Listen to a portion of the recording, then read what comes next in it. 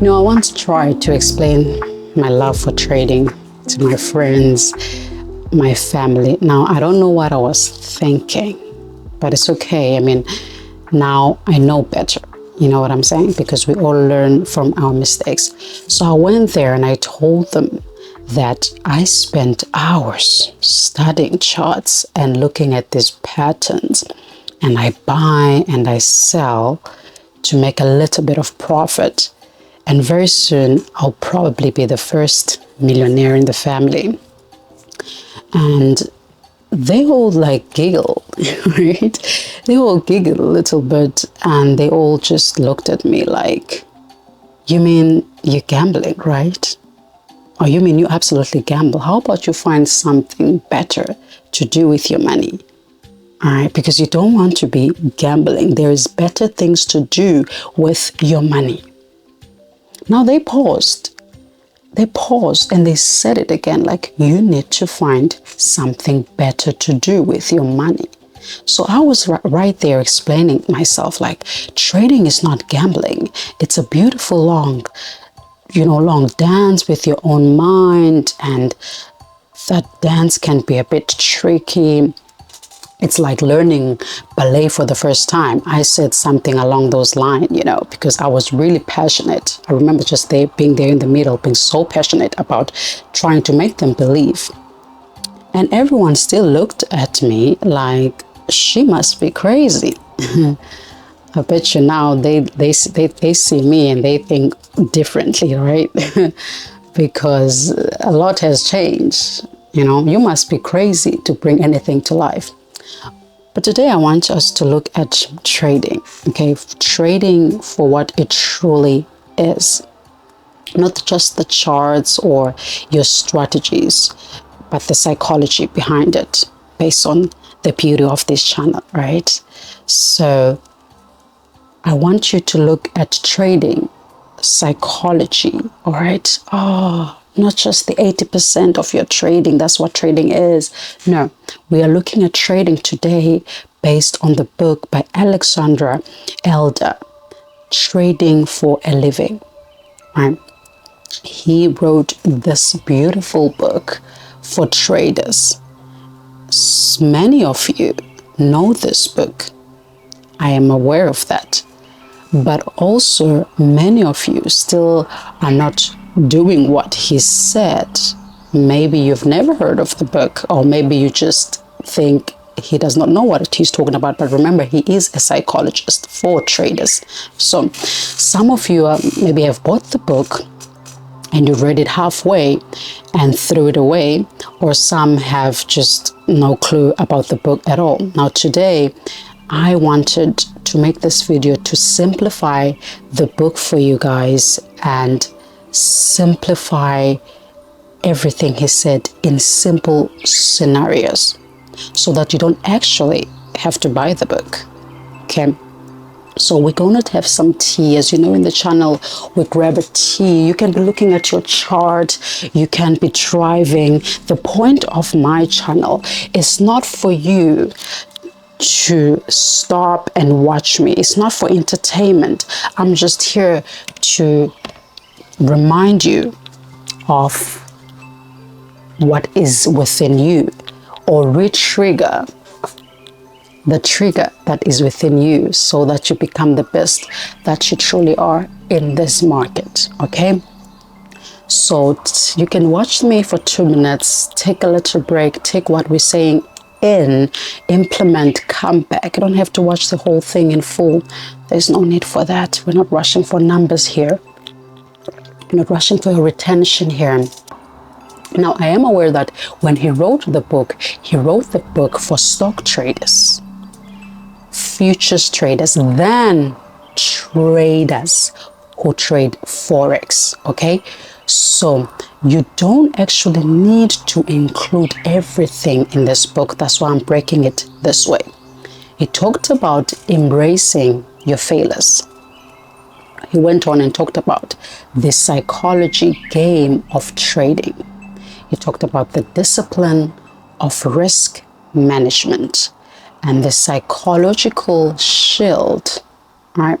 And lastly, he talked about embracing the failures as learning opportunities in the market, which is something that we preach on the channel at this point. Is now our new song. Now, let's start with the psychological game of trading, because we understand that trading is more than just buying low and you then sell high, right? This is more of primary school stuff. Everybody knows there's more to trading than just buying and selling low and high. Even if you're new to the channel, you need to know it's more than that. So Dr. Elder here, Alexandra, he talked about the psychological battlefield.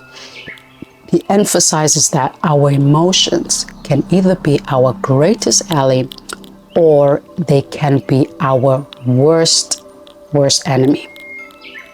But we're looking at embracing both. So bring it to simple scenarios. Now imagine yourself, you bought gold, you invested your last dollar or your last rand in there. You were so confident that gold would definitely skyrocket and you'll make your first $10,000. You'll buy your mother a new bed. You had all of these plans. But then, just like that, gold plummeted. Now you're sweating. All of a sudden, the confidence that you had have now turned into serious nerves because it's going down, right? Now, this emotional roller coaster is something we can all relate to, not just in your trading career, but in life as general. Why? Because when we put our energy into one thing and it doesn't work out, we all crash. You crash emotionally, you crash spiritually, right? Because you invested energy, time, thoughts into the same thing. But he wants you to look at that crash, that emotions, not just as your setback, but your learning curve to your next trade. It's hard, but he said you all can always do it. Because the initial disappointment is big, right? But how do you respond to that setback so that it does not define your future? So Alexandra talked about the importance of self-awareness. He compares trading to a mirror.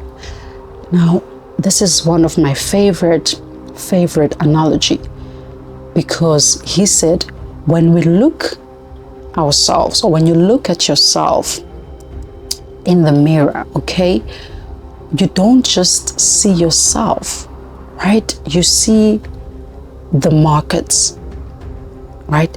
You see yourself. Are you an impatient trader? Are you an impulsive trader, right? So the way we handle our emotions in trading can reflect how we deal with life challenges in general. That's why I once said that it's not that you don't know how to trade, you have trauma. Look into yourself will tell you what you need to do. So the way you come to trading, maybe you are stubborn, or you are impulsive, or you are nonchalant like I used to be, right? Is the way you will deal with yourself as a trader. Or should I say, is the way your trades will deal with you. in the market. You understand? So you always want to reflect to that self to understand what are you trying to do, because every time you don't do right, the emotion is triggered. So the best way to deal with your old self would be discipline, because if you're not disciplined, then you'll forever be the slave to your moods and your old self, right? Because your old self is not disciplined. So what is the role of discipline in trading? Not based on what you've heard before, not based on what I've said before on the channel, but based on this book by Dr. Elder, because he is actually a qualified psychologist. So he said that the role of discipline, based on my understanding, and I want to break it to you in simple terms, as I said, or in simple scenarios, right? So imagine a child at a candy store. You know, they've seen their favorite sweets and they want them all. They want the green ones, they want the blue ones, they want the pink ones, they want the orange one. Basically, they want everything. They want to grab everything without thinking, okay? So they eat everything and they end up getting a bit sick. Now, how do you take that into trading? Because it's the same. So if you don't have rules, I mean your own personal guidelines, which I have shown you in the channel so many times to follow. So without discipline, it's easy to get swept away in the excitement of the market, right? Because there's so much going on in the market. In our case, you won't get sick, but you will lose a lot of money. And when I mean a lot of money, I mean a lot, because you jump into this trade, you jump into this asset, you jump into that asset. There is no stop. There is no guideline. So your day-to-day decision can become emotionally charged, leading us to abandoning our trading plan. And that is not what you want, because you will be in the cycle of doom. And the cycle of doom is the cycle of darkness. And you'll be in that cycle for years and years and years. So he went on and he talked about risk management on a psychological shield. Okay, so not risk management as stop loss here, stop loss there. So, but he talked about risk management in this book. It's quite a very lengthy subject, okay, that we can't honestly put everything into this particular video, okay.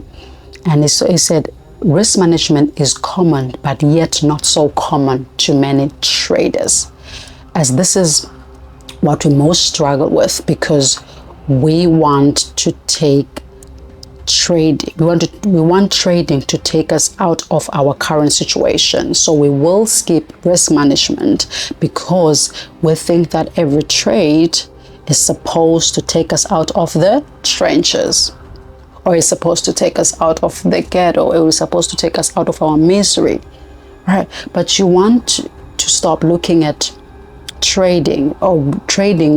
We want to stop looking at risk management as something that's daunting or something that you hate. You want to look at risk management as something that will always allow you to take calculated risk without letting fear take over your mind.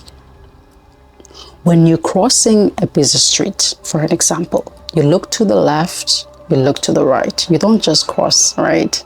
And I hope you actually look to the left and right, otherwise you will get smashed, and you don't want to get smashed, right? So now bring that back, because we're only using simple scenarios here. Now bring that back to your trading. In trading, we need to assess risk before we take the trade. Always use logic in trading psychology. It's not actually as hard as you think. Okay, so that you don't overcomplicate it. So even Dr. Alexandra, the book writer, he said, for setting a stop loss or stop order, okay, it helps you to remove your fears, to remove your nerves, okay? And it's not just only him that says stop loss is the most important thing in Forex. Mark Douglas advocates for stop loss, okay? Warren Buffett advocates for stop loss. And that's the reason I use the stop loss. I don't care if I lost 4 times, as long as my stop loss is there, that trade was supposed to be taken out, it is fine. So why wouldn't you use it too? And it's something that I always talked about in the channel as well. If the greats are using stop loss, who are you? Because it's good to always protect your investment. It's always good to have a safety net, right? People that works in the mines, they make sure they have their safety gear, as I said in the last video. So why would you want to have a safety gear before you enter any trade, so that you are always in control and you always manage your risk, right? Because managing your risk creates a buffer, okay, against your emotional responses. That means protection, right? It won't have to trigger your amygdala, as I say in the last video as well, that your amygdala will always be chilled. I mean, I would personally wouldn't jump into a pool knowing very well I cannot swim. I don't think you can do the same either. I don't think you can jump in a pool knowing damn well you can't swim. So it's the same for trading. You wouldn't jump into any trade without understanding the risk that that particular trade needs for you to protect yourself from fear, right? Meaning that the percentage size and the reason behind the percentage size before you take the trade, okay? So that alone is also will help you to embrace your failures and the learning opportunity, because every trade, there was a reason it was taken. There was a reason that particular percentage was taken.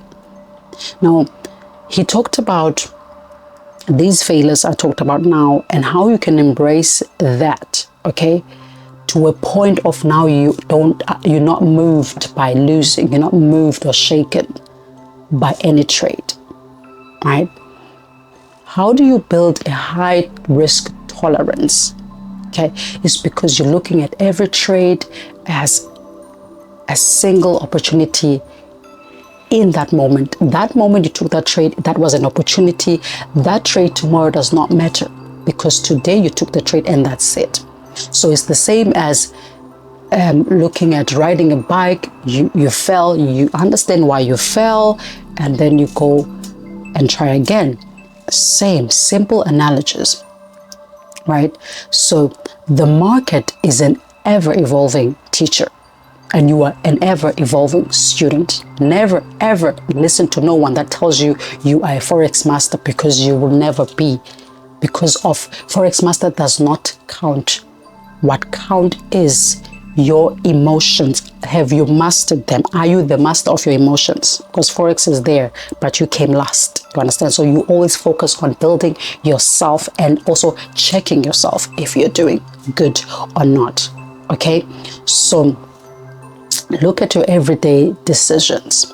That is what I have learned from this book, is that you're looking at your everyday decision. Every time you take a trade, know the reason why the trade was there. Know the reason why you took a stop loss. Why is it that big? Why is it that small? All right. And I like to bring this to myself all the time, that there was a time when I was in these challenges and I documented that. And I was losing left, right, and center into this channel. But then I realized, what am I doing wrong? And I think I've shown this, that my stop loss was too tight. That is why I was taken out. I wasn't beating myself up for it, for losing money and losing the challenges. And today I'm back on track. because I went and looked at what I did wrong. Then I implement that to my next trades. And now we've made that and a little more over the losses. And that's the point of this book. And that's what I've learned from this book. The things that I talk about is the things that I've learned from so many books, right?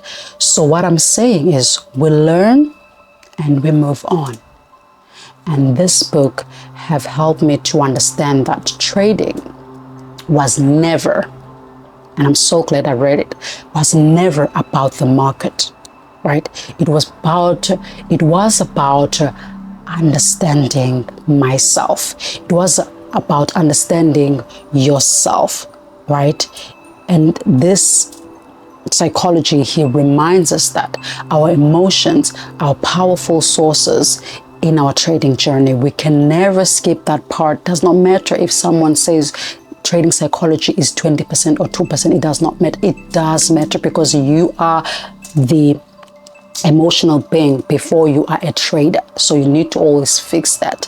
Self-awareness, all right? How you approach risk. How tolerant are you to risk? And that's what the book is about, okay? And I like that he said risk management, right?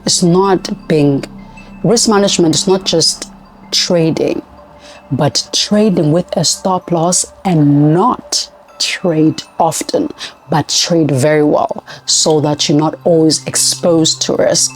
You know what I'm saying, you guys? Because these are the things that I've been mentioning in the channel for a whole year now, okay? You limit your entry. You limit yourself from trading 5 times a week. You cut it to 2. You cut it to even 4 times a month, but get the best high percentage trades, and you will see how good and easy it can be trading. All right. Remember that you're not just trading Forex or futures. All right. You are trading your emotions. You are trading your mindset, and you are trading your life. So each and every time you're not implementing anything that has been talked about in the channel, everything that we have tried to give you so that you become a better trader, just know that you are trading your life and you are gambling your goals. So that is all we have today on the channel, and I do hope to see you again on the channel. We just came back from Italy. It was great. Now we're back. Thank you so much for watching. See you again on the channel, and cheers.